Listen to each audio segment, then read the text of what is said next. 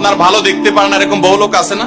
এই হিংসা করলে অনেক সময় বদনজর লাগে, বদনজর। আপনার ভালো কিছু হতে আরেকজনের জ্বালা পড়া শুরু হয়েছে, এর কারণে অনেক সময় মানুষ ক্ষতিগ্রস্ত হয়। বহুবার এই সূরা পড়ে তৎক্ষণাৎ একেবারে পড়ার সাথে সাথে আমি কার্যকরিতা আমার চোখে বহুবার দেখেছি, আলহামদুলিল্লাহ। নবী সাল্লাল্লাহু আলাইহি ওয়াসাল্লাম এক সাহাবীকে বলেছেন, তুমি কি জানো আজকে রাতে যে দুইটা সূরা আমার প্রতি নাজিল হয়েছে, যে আয়াতগুলো নাজিল হয়েছে, এইরকম আয়াত কোরআনে আরেকটা নাজিল হয় নাই। আমার বাসা বাচ্চার কোনো অসুবিধা হলে মাঝে মধ্যে আমার মিসেস বলতেন যে একটু দোয়া পড়ে খুদাও তো। আমি আমার মিসেসকে সাথে সাথে বলি, কেন, তুমি দিলে কি সমস্যা? অনেক সময় বাচ্চাকে নিয়ে আসেন, হুজুর একটু তাকে দোয়া পড়ে ফু দিয়ে দেন, একটু পানি পড়ে দেন। আমরা কি দোয়া পড়ি আজকে সেটা আমি আপনাদের সামনে ফ্ল্যাশ করে দিলাম, জানিয়ে দিলাম।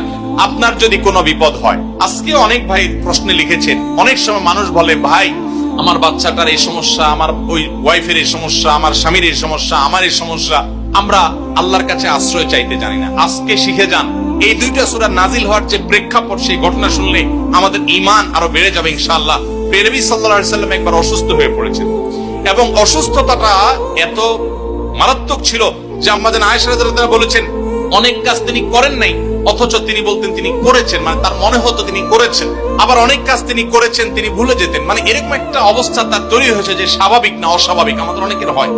তখন নবী সাল্লাল্লাহু আলাইহি ওয়াসাল্লাম বিভিন্ন তখনকার যে চিকিৎসক ছিল তাদের সহযোগিতা নিয়েছেন, বিভিন্ন ট্রিটমেন্ট করেছেন, কিন্তু কোনোভাবে কোনো কাজ হচ্ছিল না। আল্লাহ রাব্বুল আলামিন তার নবী সাল্লাল্লাহু আলাইহি ওয়াসাল্লামের চিকিৎসার জন্য দুইজন ফেরেশতা পাঠিয়েছেন। তাদের একজন ফেরেশতা নবী সাল্লাল্লাহু আলাইহি ওয়াসাল্লাম স্বপ্নে দেখছেন যে একজন ফেরেশতা তার মাথার কাছে এসে দাঁড়িয়েছে নবী সাল্লাল্লাহু আলাইহি ওয়াসাল্লামের, আরেকজন ফেরেশতা নবী করিম সাল্লাল্লাহু আলাইহি ওয়াসাল্লামের পায়ের কাছে এসে দাঁড়িয়েছে। মাথার কাছে যে ফেরেশতা দাঁড়িয়েছেন, ওই ফেরেশতা পায়ের কাছে থাকা ফেরেশতাকে জিজ্ঞাসা করছিলেন যে এই লোকটার কি হয়েছে, অর্থাৎ নবী সাল্লাল্লাহু আলাইহি ওয়াসাল্লামের কি হয়েছে। তখন পায়ের কাছে থাকা ফেরেশতা খুব মনোযোগ সহকারে শুনেন, পায়ের কাছে যে ফেরেশতা দাঁড়ায় ছিলেন উনি বলতেছেন, ওনাকে, অর্থাৎ আমাদের নবী সাল্লাল্লাহু আলাইহি ওয়াসাল্লামের কথা বলছেন, ওনাকে জাদু করেছে। পায়ের কাছে থাকে